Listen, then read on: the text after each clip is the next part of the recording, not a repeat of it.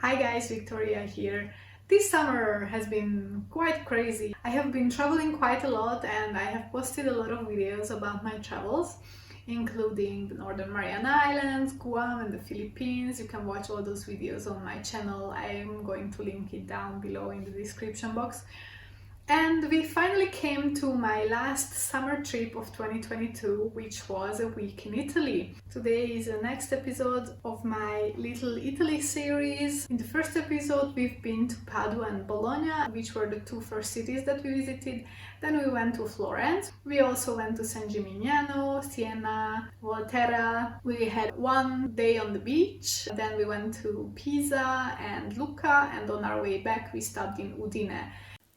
On the fourth day of our Tuscany tour, we drove from Florence to San Gimignano. San Gimignano is a small walled village about half between Florence and Siena. Known as the town of fine towers, San Gimignano is famous for its fascinating medieval architecture and towers that rise above all the other buildings, offering an impressive view of the city from the surrounding valley. San Gimignano offers visitors the chance to step back in time while enjoying its local products including saffron and its white wine, the Vernacchia di San Gimignano. At the height of its glory, San Gimignano's patrician families had built around 72 tower houses as symbols of their wealth and power. Although only 14 have survived, San Gimignano still retains its feudal atmosphere and appearance. Of the 14 towers, visitors are allowed to climb the one at the newest city hall, which is the city's tallest tower with 70 meters. A visit here also includes access to a small museum with festive frescoes that provide a peek at how people dressed, lived, worked, and warred in the 14th century. On the Piazza del Duomo stands the town's Romanesque cathedral and the Palazzo Comunale, which has been the seat of the civic authority in the commune since the 13th century. Both buildings are part of the UNESCO World Heritage Site of the historic center of San Gimignano. Nearby is a pair of towers that have stood side by side for more than 700 years. These sisters are empty shells built by the Salvucci family simply to show off. At the time they were built, no one was allowed a vanity tower higher than the old city hall's 52 meters, so the Salvuccis built two 40-meter towers. Local guides claim that Minoru Yamasaki, the architect of New York City's World Trade Center, was inspired by these twin towers. These skylines with high towers were the norm in Tuscany in the Middle Ages, when feuding noble families ran the hill towns. Each family had its own private army that would periodically battle things out from the protection of its respective family towers. The Piazza della Cisterna has a triangular shape and is connected to the nearby Piazza del Duomo by an open passage. The piazza was used as a market and a stage for festivals and tournaments. Although San Gimignano is gorgeous, it is also quite crowded with tourists, so a smart traveler arrives here late in the day and stays overnight. Well, this is not what we did, but that is what is recommended.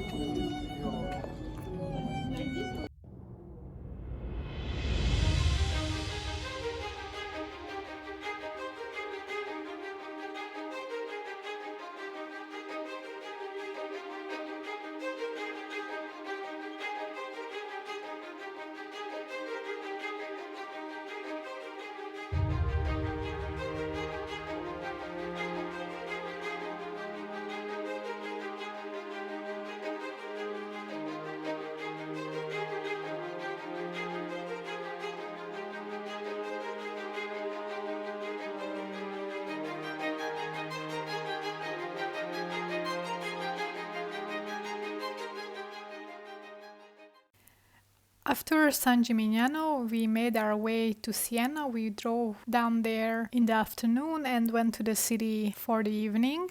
Siena is historically linked to commercial and banking activities, having been a major banking center until the 14th century. The city is home to the oldest bank in the world, which has been operating continuously since 1472. Siena was one of the most important cities in medieval Europe, and its historic city center is a UNESCO World Heritage Site. The city is famous for its cuisine, art, museums, medieval cityscape, and the Palio, which is a horse race held twice a year on Piazza del Campo. 10 horses and riders, bareback and dressed in the appropriate colors, representing 10 of the 17 contrade. Each contrade has its own unique emblem and colors representing an area of the city. As one walks through the streets of Siena, it is easy to know in which contrade you currently are in by observing the flags and emblems displayed on the streets. Because nothing compares to the Palio di Siena, the world's most insane horse race, it has even been featured in the 2008 James Bond movie The Quantum of Solace, when Daniel Craig raced over rooftops as the horses thundered past below. The Piazza del Campo is the main public square of the historic center of Siena, and it is regarded as one of Europe's greatest medieval squares. It is renowned worldwide for its beauty and architectural integrity. The Palazzo Pubblico is the town hall of Siena, which can be found on this square. Construction of this palace began in 1297 to serve as the seat of the Republic of Siena's government. The outside of the structure is an example of Italian medieval architecture with Gothic influences. The lower story is stone while the upper stories are made of brick. At the top of its facade is a huge round flat bronze plate, the symbol used by Saint Bernardino. It was placed there by the government in 1425 in gratitude to the great preacher. The bell tower was built between 1325 and 1344. It was designed to be taller than the tower in the neighboring rival city of Florence, and at that time it was the tallest structure in whole Italy. The Pisa Cathedral was designed and completed between 1215 and 1263 on the site of an earlier structure. It has the form of a Latin cross and it includes the dome and the bell tower as well. The bell tower has 6 bells, where the oldest one was cast in 1149. The exterior and interior are constructed of white and greenish black marble in alternating stripes, with the addition of red marble on the facade. Black and white are the symbolic colors of Siena, etymologically linked to the black and white horses of the legendary city's founders, Senius and Accius. Senius and Accius were brothers. They were the sons of Remus, and thus Romulus was their uncle. Later that evening, we went for dinner in the Osteria Cice, which we selected based on Google ratings and comments, while we actually just randomly walked by the restaurant in the afternoon and I looked it up and it had good rating on Google, so we decided to go with that one. They had, I would say, reasonable prices. We ordered the sliced beef with lard on top, which was a big disappointment, unfortunately. And I had the homemade truffle pasta, which was too salty for my taste. So our experience wasn't great. They were also a little bit annoyed that we arrived so early, because comments on Google said that without reservation it is impossible to get in. So the place is popular, people love it. So we went there just before it opened. We asked if we can get a table for 2. We got the table, no problem. But they seem to be not ready to serve us yet. I guess they don't really speak English. So yeah, it came across a little bit funny that they didn't really communicate with us. And yeah, we also had the house wine, which was fine, but the food, we didn't like the food. This was actually our worst food in Italy that we had.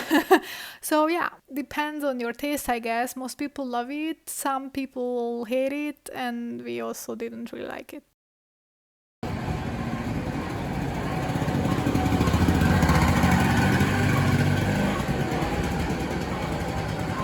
The next morning, we drove from Siena to Volterra on our way to the beach on the west coast of Italy. We stopped on our way in Volterra, which is a walled mountaintop town in Tuscany. Its history dates from before the 8th century before Christ, and it has substantial structures from the Etruscan, Roman, and medieval periods. This Tuscan town is said to be one of the prettiest in Italy, with its narrow streets, alleys, and arches, and the warm honey-colored stone of the buildings. At its heart is the Piazza dei Priori, considered to be an almost perfect example of Italian medieval square and an excellent stopping point for coffee and a spot for people watching. The square is lined with beautiful medieval buildings that give visitors a sense of the town's history. The Palazzo dei Priori, now the town hall of Volterra, is the oldest municipal building in Tuscany. Volterra is an important location in Stephanie Meyer's Twilight series. In the second book, The New Moon, Volterra is home to the Volturi, a clan of rich, regal, powerful ancient vampires who essentially act as the rulers of the world's vampire population. However, the relevant scenes from the movie were not shot in Volterra, but in Montepulciano, so if you want to see the town from the movie, that is where you have to go. We only learned this when we were already in Volterra and we were looking for the fountain appearing in the movie. Well, no wonder we did not find it. The Roman theatre is one of the best preserved Roman theatres in whole Italy. The theatre was partially built into the nature slope of the hill, just like how Greek theatres were built.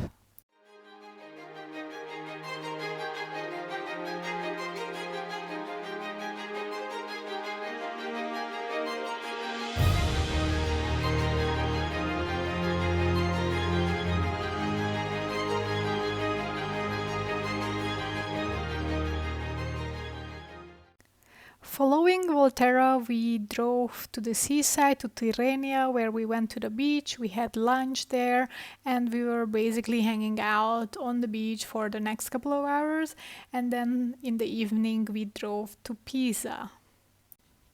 Although Pisa is known worldwide for its Leaning Tower, the city actually contains more than 20 other historic churches, several medieval palaces, and bridges across the Arno that are worth visiting. However, we basically only visited the Piazza del Duomo, which is a walled 8.87 hectare area recognized as one of the finest architectural complexes in the world. The square is dominated by 4 great religious buildings: the Pisa Cathedral, the Pisa Baptistry, the Campanile, aka the Leaning Tower of Pisa, and the monumental cemetery. The cathedral's construction began in 1064. It set the model for the distinctive Pisan Romanesque style of architecture. The mosaics of the interior as well as the pointed arches show a strong Byzantine influence. The Tower of Pisa is a freestanding bell tower of the cathedral. It is known for its nearly 4-degree lean, the result of an unstable foundation. The tower began to lean during construction in the 12th century due to soft ground which could not properly support the structure's weight. It worsened through the completion of construction in the 14th century. By 1990, the tilt had reached 5.5 degrees. The structure was stabilized between 1993 and 2001, which reduced the tilt to 3.97 degrees. Oh, by the way, in Pisa, we stayed in the Villa Noemi bed and breakfast, and this is a very cute place that we highly recommend to you guys. So, Adam, would you like to present what we got? No. No? Well, why not? So this is mine, eh? This is yours, lactose free. We got some Senza lactose. juice, some croissants, some other types of cakes. It's a lot of food. We can take some to go. It's some fruits. And what is this? Some Cereal? cereals, Juice. water, toast. Cute. This is some small sandwiches. Panini? Panini. The next day we started our way back towards Austria. First we drove from Pisa to Lucca. Lucca is known as one of the Italians' città di arte, which means arts town, thanks to its intact Renaissance-era city walls and its very well-preserved historic center. The Piazza dell'Anfiteatro is a public square in the center of the city. The ring of buildings surrounding the square follows the elliptical shape of the former 2nd century Roman amphitheater. The square can be reached through 4 gateways located on the 4 vertices of the ellipse. A cross is carved into the central tile of the square with the arms pointing to the 4 gateways of the square. The Torre Guinigi is a typical example of local Romanesque Gothic architecture. The height of the tower is 45 meters with a total of 233 steps to reach the top. The tower dates from the 1300s, when a number of wealthy families were building bell towers within the walls of Lucca as a status symbol. What makes this tower unique is the small garden at its summit. The Guinigi family planned this garden to represent rebirth and renewal. The garden is divided into 3 flower beds where holm oaks are planted. There is a wonderful view of the city of Lucca and the surrounding mountains from the top. There is also an ancient legend surrounding the tower, according to which the tallest tree was planted by Paolo Guinigi, who was captured and imprisoned in the castle by Francesco Sforza. It is said that before his execution, all the leaves of the tree fell off.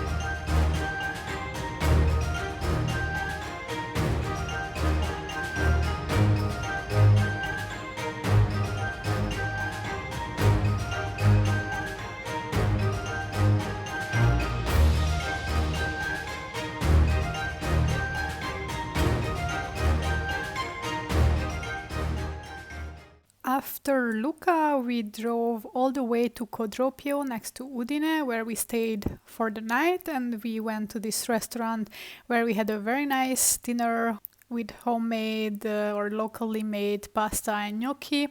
So if you are ever in the area, this is a restaurant that I would recommend. We also had a very nice gin tonic. They have their own gin. So yeah, try it. And finally, a few words about Udine, the last city that we visited on our way back to Vienna, Austria. Udine is a city in northeastern Italy, in the middle of the Friuli Venezia Giulia region, between the Adriatic Sea and the Alps. Its population is a little over 100,000. Based on an old Hungarian legend, Attila, the leader of the Huns, built a hill here when besieging Aquileia. He established the town here. He instructed his soldiers to bring soil in the helmets and shields because the landscape was too flat without any hill. The building on the hill is the Castle of Udine. Today, the castle hosts the History and Art Museum of the city.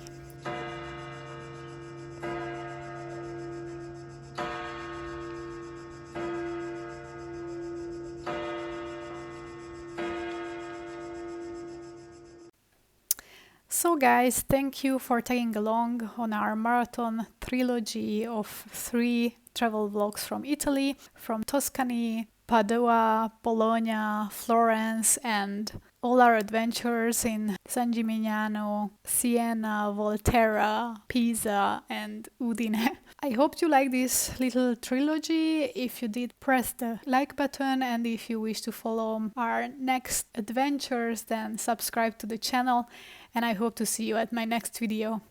Goodbye.